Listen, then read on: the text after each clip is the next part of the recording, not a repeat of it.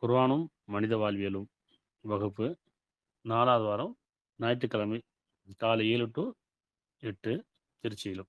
திருச்சியில வந்து பார்த்தீங்கன்னா, பெட்வாத்தலை போற வழியில, அதாவது கரூர் பைபாஸ் பெருகமணிங்கிற இடத்துல. சத்திரத்திலேருந்து பெருகமணிக்கு வந்து பஸ் இருக்குது. பெட்வாத்தலை போகிற பஸ்ஸு, குளித்தலை போகிற பஸ்லாம் இருக்குது. நிறையா பஸ் இருக்குது.